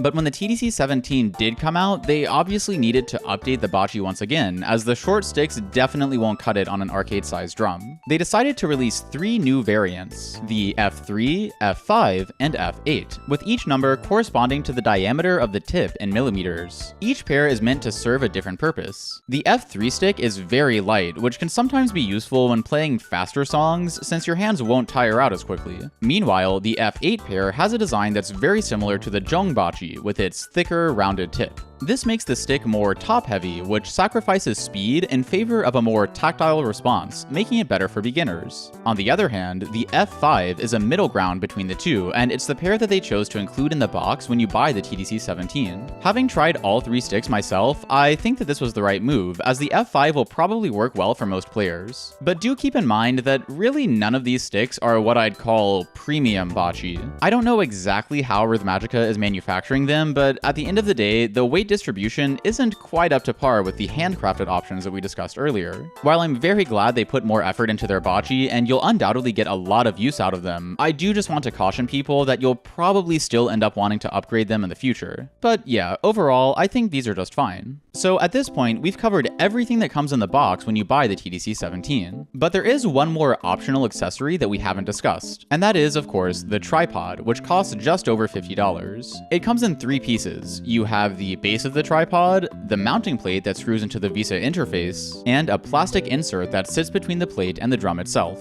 The insert is there to correct the angle of the drum so that it matches the desk stand. Installation is fairly straightforward. You just need to make sure that you're using the correct screws on each side of the plate. Once the adapter is connected, you'll also need to make sure that the 2 thumb screws on the side are placed into the second slot, which will give you the correct angle. Once those are tightened, the adapter is ready and we can move on to the tripod itself. The legs will be a little stiff out of the box, so just make sure they're fully extended before tightening the large thumb screw at the base. The height can be adjusted by moving the inner rod, and there's also this safety pin that gets inserted into one of 3 different holes depending on your preferred height. The tallest setting corresponds to the actual height of an arcade cabinet, but personally, I'm a bit on the taller side, and I found that this was still too short for my taste. Thankfully, you aren't limited to only these 3 settings, and I was able to extend the inner rod to a more suitable height. Rythmagica probably doesn't want you doing this on paper because the safety pin will no longer rest against the base as intended. However, I had my development unit sitting on the tripod like this for months and was never concerned about the stability of the rod. In fact, the whole tripod is way more sturdy than you'd expect. Even during long play sessions, I found that it remains very still on the ground, and I didn't notice any sort of rattling as I was hitting the drum.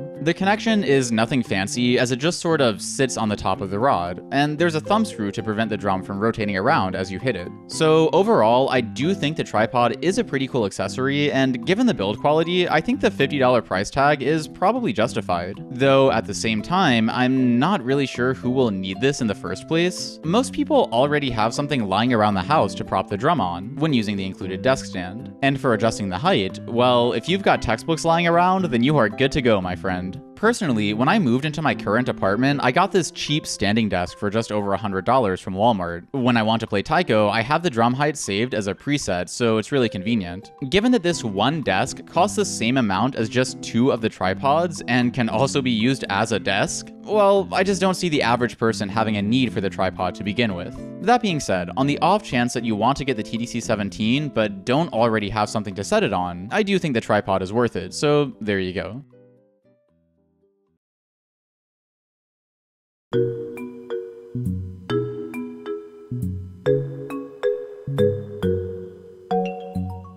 Alright, we're finally done going over every single feature that the TDC-17 has to offer, but we have yet to discuss the single most important aspect of this drum. That is, what is the experience of playing on the TDC-17 actually like? Sadly, as with every other drum, some of this is going to be subjective. For example, as much as I've complained about the Hori drum, there are still people to this day who swear by it, and hey, more power to them. But in terms of my review here, all I can really do is compare it to other drums on the market and also share how I personally felt as I've spent time using it over the past few months. So with that disclaimer out of the way, I'm now going to try my best to convey what it's actually like to play on the TDC-17. The very first thing you'll notice is that it has that signature sound profile we've come to expect from arcade-style drums. Here's how the timbre of the TDC-17 compares to the other drums we've been discussing.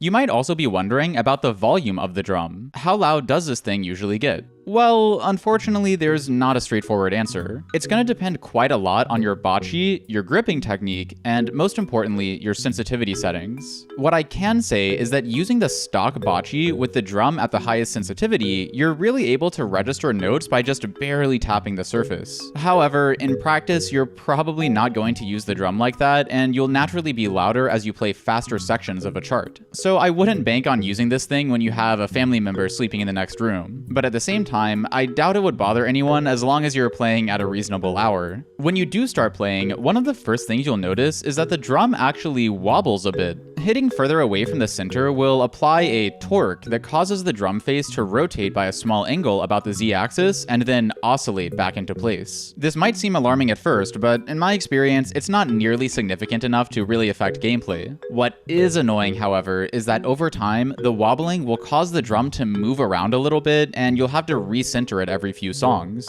As far as I'm aware, this is an issue with every other drum as well. The Jong Taiko actually includes a non-slip mat for this reason, and I really wish that Rythmagica did something similar for the TDC-17. Thankfully, it wasn't hard to figure out a DIY solution. I just went to Home Depot and kind of picked up whatever I saw that I thought would help keep it in place. This is what I came up with, and I know it looks crazy, but hear me out, it actually works quite well. I've got 3 layers taped together here, a sort of spongy fabric on the outside and plastic on the inside. I then cut out holes on the top layer so I could attach these furniture pads to the plastic layer. The pads go around the base of the drum and just provide that extra bit of friction to prevent it from sliding across the top layer. The total cost of materials was about $17, but honestly, this is pretty overkill, and I'm sure you can figure out something else that's even cheaper. Regardless, this totally fixed any problems I had with slipping, which I was pretty happy about. Now, in terms of how the elasticity of the drum surface feels, once again, I think the best point of comparison here is the TDC-10. In practice, I don't really notice much of a difference between the two surfaces, but if you pay very close attention, you can tell that the 17 definitely does have a more sort of snappy rebound. This can perhaps be attributed to the addition of an aluminum frame that supports the 2 internal wooden layers used for picking up vibration. On top of that, I would imagine that the rubber surface used on the 17 is slightly harder than that of the TDC-10, but I have no way of testing that myself, it's just a guess. Regardless, as we've now come to expect from Rythmagica, the TDC-17 is definitely using high quality material, and that of course translates to a bouncy surface that's quite enjoyable to play on. Throughout this review, I've said a lot of positive things about the TDC-17, but I haven't directly addressed the fundamental question here. When options like this and this already exist, why would you bother paying over twice as much for something like this?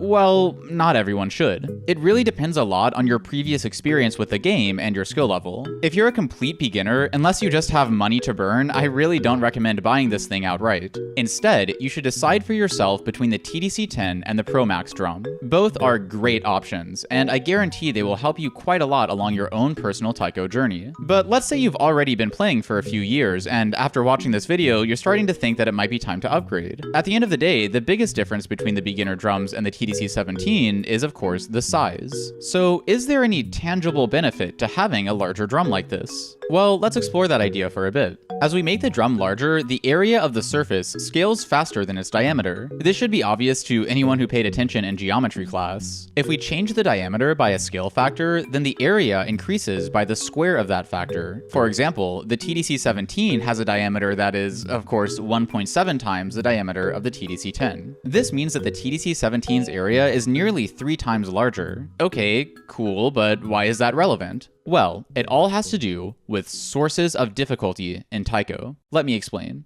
Each song in the game's catalog features 4 different charts of increasing difficulty, categorized as easy, normal, hard, and extreme. Occasionally, you'll also find that a song's extreme chart has 2 separate versions. This second chart, denoted by the darker shade of purple, is referred to in Japanese as the Ura version, where Ura roughly translates to hidden. Typically, hidden extremes are objectively more difficult to play than their regular extreme counterparts, but again, only a handful of songs actually feature this additional chart. Now, for a given category, the chart is further assigned a star rating from 1 to 10. The purpose of this rating is that it allows you to compare the relative difficulty of 2 songs at a given level. For example, a hard 7-star is generally going to be more challenging than a hard 4-star. This of course means that the most difficult charts in the game are the extreme 10 stars. But what you might not know is that 10 stars actually contain a wide range of difficulty. On the easier end of the spectrum, you'll find charts that, while definitely challenging, can usually be pulled off by most intermediate level players with enough practice. However, on the harder side, you'll encounter some of the most difficult charts in all of rhythm gaming, and it will truly require an insane level of mastery to play these songs perfectly. Given the sheer variety of challenges present within the 10-star category, the taiko community has found it useful to further classify these charts according to the precise attributes that actually contribute to making them hard. In other words, what are the sources of difficulty for a chart? In a future video, I'll be doing a much deeper dive into this topic, but for now, just know that there are generally 3 characteristics we consider. The first and most obvious is speed. Many Many charts require execution of high-density note streams at a high BPM. In simple terms, you gotta hit the drum fast, and well, that takes a lot of mechanical training to get good at. The second source of difficulty is technique. So-called tech charts feature complicated patterns and note subdivisions that require a lot of brain power and hand-eye coordination to execute. I'll spare you the musical terminology for now, but just know that a common trope of many tech charts is to alternate between subdivisions of different speeds within a single stream. Pulling off these types of patterns requires that you have an excellent sense of timing and attention to detail. Lastly, we have stamina charts. These are charts that really test your endurance by throwing long note streaks at you with very few breaks in between. To master stamina charts, you'll need to lock in and focus on channeling all of your energy into the game.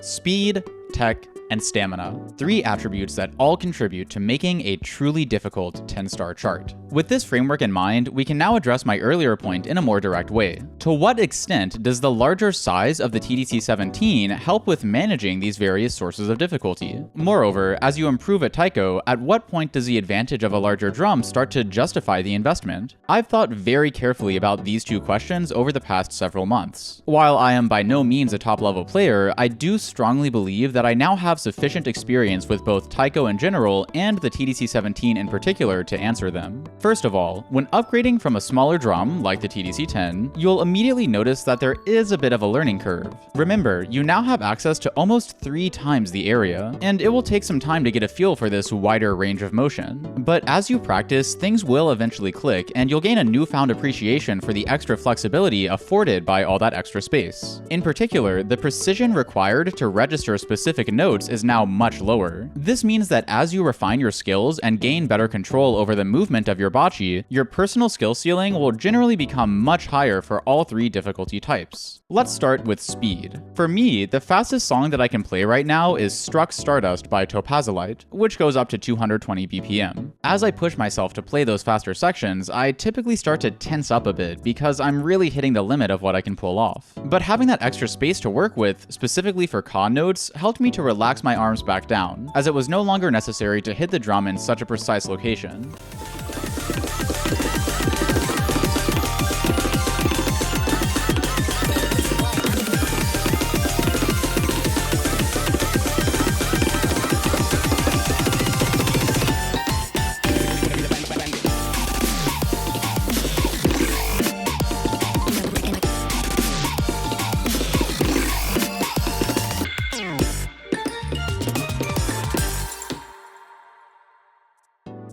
Now let's move on to tech. There are some absolutely insane tech charts out there, such as Destination 2F29, which heavily features unconventional polyrhythms, and Hurtling Boys, known for the infamous Eto Beam pattern appearing at Metro 55. I'm not quite able to tackle these charts myself, so I picked a couple easier examples to help illustrate my point. Vivid by Motu, and Parallel Lollipop, which is actually a 9-star but is generally considered to be among the hardest 9 stars in the game. Both songs make use of a charting motif that I like to call the sandwich. What is a sandwich, you may ask? Well, it's any type of rhythm that mixes multiple subdivisions into a single stream. This example from measure 20 of Parallel Lollipop makes the sandwich structure very clear. You have 3 16th notes, followed by 3 triplet 16th notes, aka 24th notes, followed by 3 more 16th notes.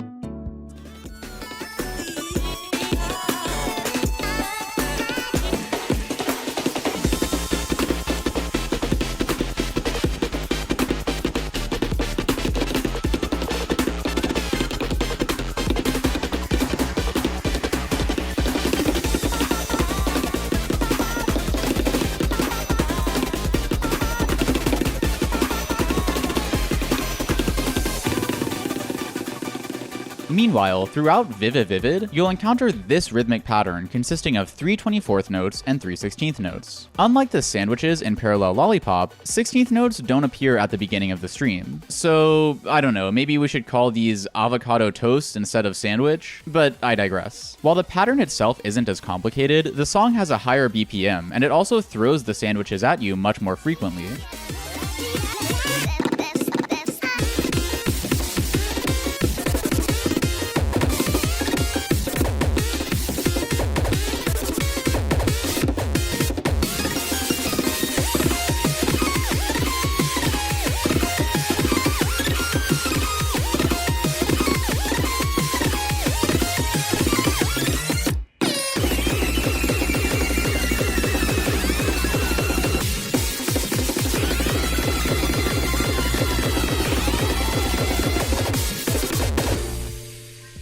Okay, so how does the larger size of the TDC-17 help us to pull off these more technical patterns? Well, keep in mind that it's not just the rhythm of the pattern that we have to worry about. We also need to make sure that we're properly alternating between dan and ka throughout the entire stream. Personally, the larger drum helped me to alternate more deliberately, if that makes sense. I found it much easier to develop the muscle memory that I needed to learn these patterns in the first place, as I could now create more of a physical distinction between my dan notes and ka notes.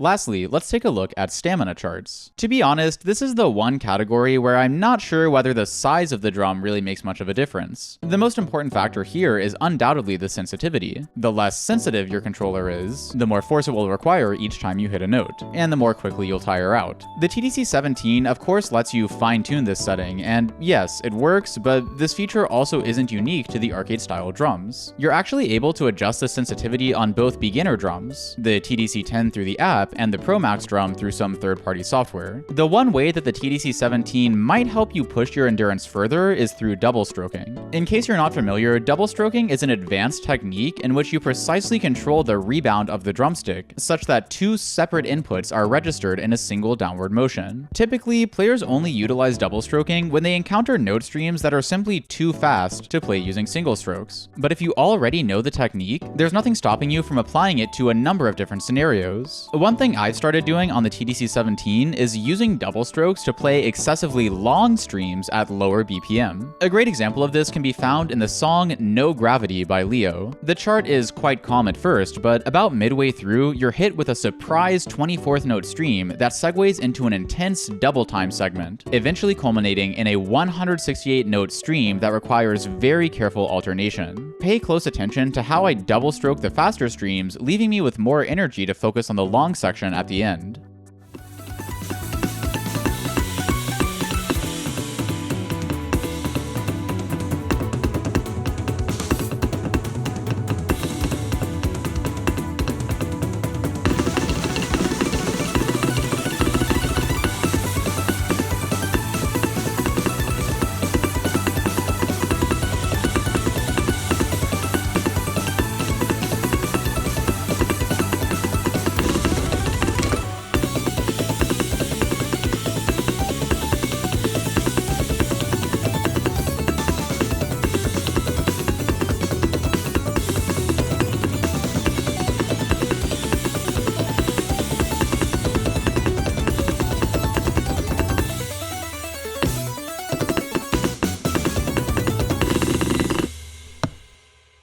To be clear, double stroking can definitely be performed on both beginner drums as well. However, in practice, the small size of the TDC-10 makes it quite uncomfortable when using wooden bocce, and since the plastic bocce don't have nearly enough rebound for doing double strokes, overall, the TDC-10 is not really a reliable drum for this technique. In contrast, this is one area where I think the Pro Max drum absolutely shines. It's just large enough to really be compatible with wooden bocce, so in practice, double strokes are actually quite easy as long as you know what you're doing. The TDC-17 will still give you the advantage here though, as the drum surface is noticeably harder, and the larger size also comes in handy when performing directional strokes, i.e. dan-ka or ka-dan.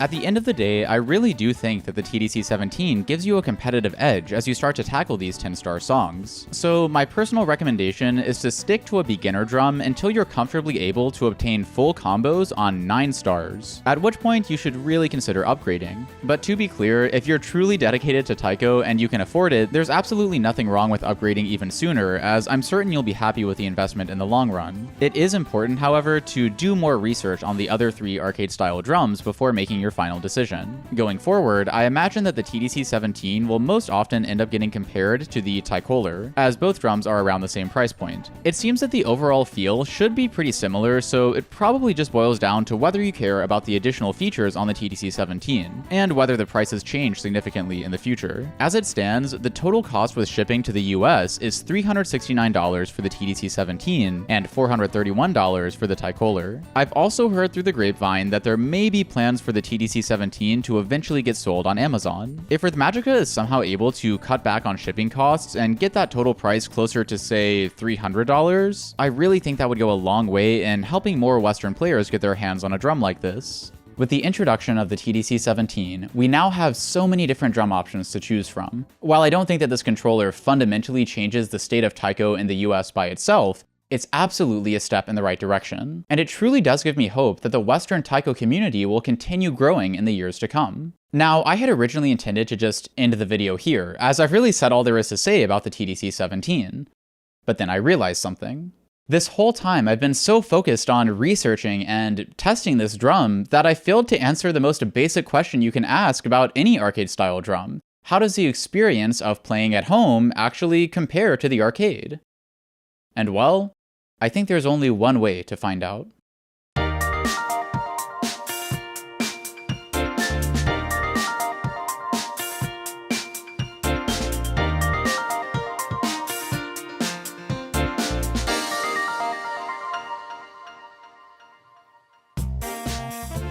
When I first arrived in the town of Foley, Alabama, I was kind of confused. I mean, this was a small town, not unlike the one that I grew up in, so it really was hard for me to believe that this place was hiding a Japanese arcade somewhere. But I had already driven 3 hours to get here, and no matter what happened, I had a game plan that I was determined to execute. Step 1 was to make it to the arcade, find the Taiko cabinet, and set up the TDC-17 next to it. Unfortunately, I don't live near any of the official Nijiro locations, but according to the Xenius directory, the Foley arcade supposedly hosted a custom Taiko 13 cabinet that was still in great condition. Step 2 would be to play on both drums and see if I noticed any significant differences between the two of them. This wouldn't be very scientific, I just wanted to play them back to back and see if anything stood out to me. Step 3 would be the hardest. I needed to find at least one person at the arcade who actively played other rhythm games but wasn't a Taiko player. I would ask them to try out the TDC-17 and see what they thought a fair price for the controller would be. Since they don't regularly play Taiko, they likely wouldn't be familiar with the details of the third-party market. So I figured this would give me a better sense of what the average person would be willing to pay for something like this. With my plan in mind, I followed the directions to the arcade and was met with an unassuming strip mall featuring such attractions as the AT&T store and Palm Beach Tan. So I knew that if I hurried up, I might even have time to upgrade my phone and get a quick spray tan in once I was done. As I approached the front door, I couldn't help but think,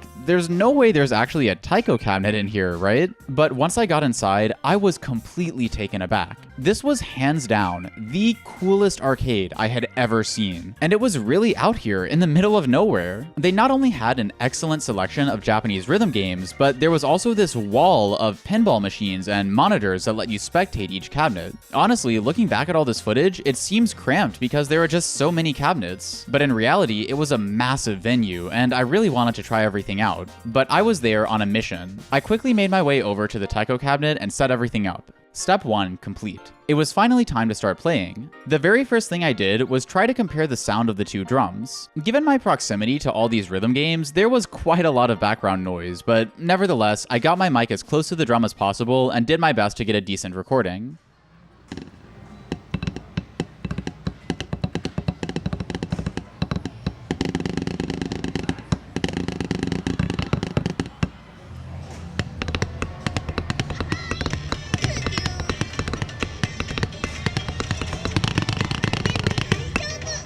Overall, the two drums did sound quite similar, but if you listen closely, the timbre of the arcade cabinet is fuller. Perhaps this can be attributed to the hollow plastic body that serves as the mounting point for the drum itself. Compare that to the TDC-17, which only attaches to the VESA adapter, and you can see why the acoustics would be slightly different. Now, once I began playing songs, I immediately realized that I would have a much harder time on the cabinet than I had originally thought. The sensitivity was quite low, and I had to hit each note really hard to get it to register. I initially assumed this was a hardware issue, but I later learned that the sensitivity on these cabinets can also be adjusted, similar to what we do for the third-party drums. This particular arcade had chosen to make it less sensitive, as they usually get a more casual audience, which is totally fine, of course. On the TDC-17, I found that I could achieve a similar sensitivity by cranking the threshold all the way up. Meanwhile, the lowest setting basically makes the drum touch sensitive. In fact, on the drive over to Foley, I had stopped at Wawa to pick up this premium pair of bachi. They weren't the highest quality, but with the drum at low threshold, they definitely got the job done.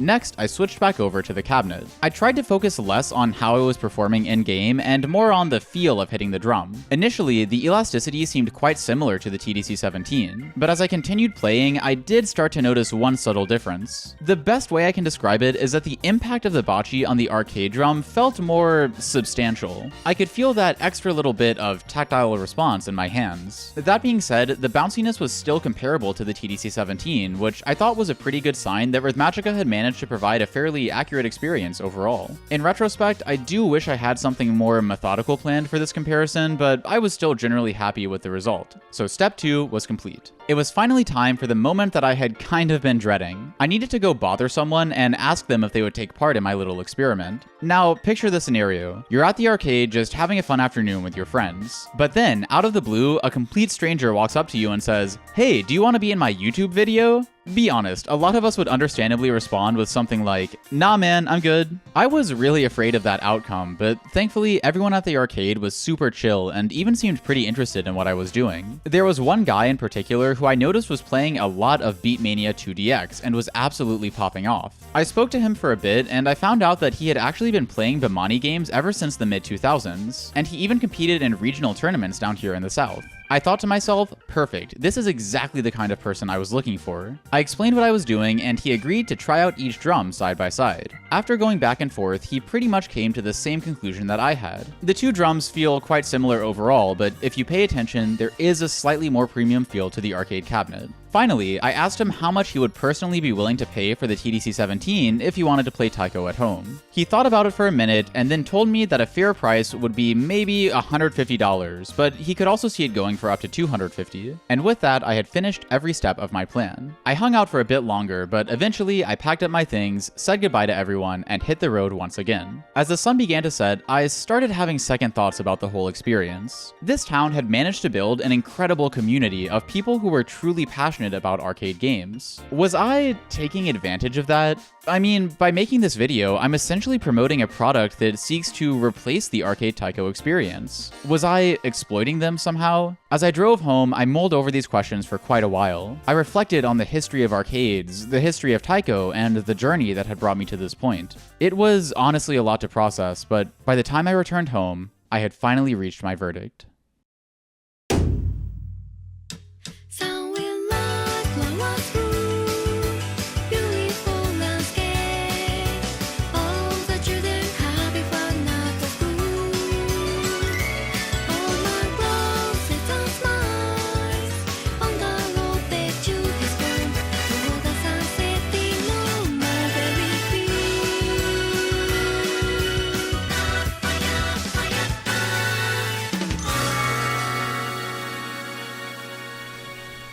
For better or worse, the biggest headlines in gaming are usually related to the commercial aspects of the industry. In this video, we discussed a lot of that ourselves, from the early days of the fighting genre and the hard-fought battles between arcades and consoles, to the release of Beatmania, which helped to save Japanese arcades from financial ruin. We tend to contextualize these things in terms of businesses and products. It's very easy to forget that behind these products, there are real people who care a lot about the experience they're providing. Nowadays, it's also very easy to look at the industry as a whole and just feel disappointed, to feel like you'll never be able to re-experience the magic of the games you once played as a kid. But as silly as it sounds, for me, Taiko no Tatsujin has kept that feeling alive. When I'm finally able to FC that really hard song, it just fills me with this overwhelming sense of accomplishment, like beating a dungeon in Ocarina of Time, or finally realizing how to solve a chamber in Portal. But unlike those games, there's no ending to Taiko. The whole point is to keep pushing yourself to get better and better. I personally have a long way to go if I want to become a top player one day, but no matter how it plays out, I'm truly excited for that journey. If you've never played Taiko yourself, then please give it a try. With all these drums on the market, the game is now more affordable and accessible than ever before. But also remember that the best way to experience Taiko was, is, and always will be at the arcade. If you're lucky enough to live near a Taiko cabinet, please don't take it for granted. Reach out to your local community on platforms like Discord. See if there's already a Taiko player base in your area. I've made so many friends through this hobby, and I think it's because we all share a common goal. Rather than competing against each other, we all want to help each other get better at the game. That by itself has fostered this really supportive environment that's incredibly welcoming to new players. And if you're one of the many people who tried out Taiko before but never really got into it, I would just ask you to please give it one more chance. The current state of the game might not be perfect, but at the same time, it's in much better shape now than it ever has been.